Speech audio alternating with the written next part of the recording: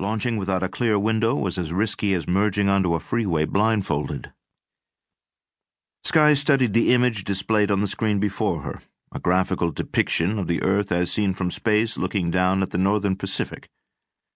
Leaning back, she watched as two arcing lines flew over the rendered globe. The first line, in yellow, sprang from a point in central China and sped on a southwesterly course.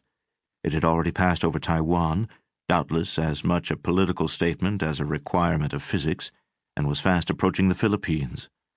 A dot at the leading end marked the current location of Zhengzhou 7.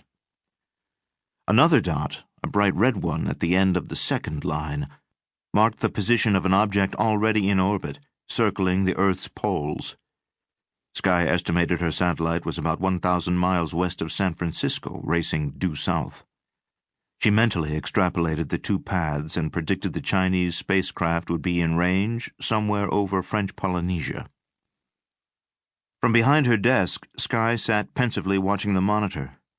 The desk was the largest piece of furniture in her office, a massive assemblage of hand-carved wood that had belonged to her father and to his father before him. She called the desk the Titanic, not only for its size, but as a reminder of the devastation her playboy father had wrought during the years he sat behind it as the captain of Skye Industries.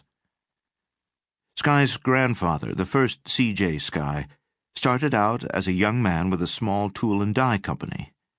Over the course of 5 decades, he built a global corporation with interests in shipping, aviation, aerospace, energy, mining, defense, and electronics, and amassed one of the world's great fortunes. At its zenith, the sheer size and reach of Skye Industries drew a mixture of fear and envy from competitors and a disproportionate share of antitrust interest from the federal government. The founder of the Skye dynasty had often joked that were it not for him, at least a third of the corporate attorneys in America would starve. The son turned out to be a pale echo of his illustrious father. When Charlie Skye finally took his place behind the imposing desk, he had inherited a vibrant corporate empire that he knew little about and cared for even less. Rumor had it that Charlie had enjoyed the pleasures of many women atop his father's island of mahogany, including the starlit second wife who bore C.J. It was even possible that she had even been conceived on its inlaid surface. Charlie Skye had drunkenly hinted as much on more than one occasion. Beyond the rumors, C.J. knew for a fact that for 20 years her father systematically looted Skye Industries, and when the authorities finally came for him, Charlie Skye ate a bullet at his desk rather than face prison. "Having second thoughts?" Moog asked. He stood beside the desk, studying both the monitor and his employer. "About what?" "This time there's 3 men up there." Skye glanced over at her vice president of defensive systems. "And you're wondering if I might not be man enough for the job?" "I never said that, C.J.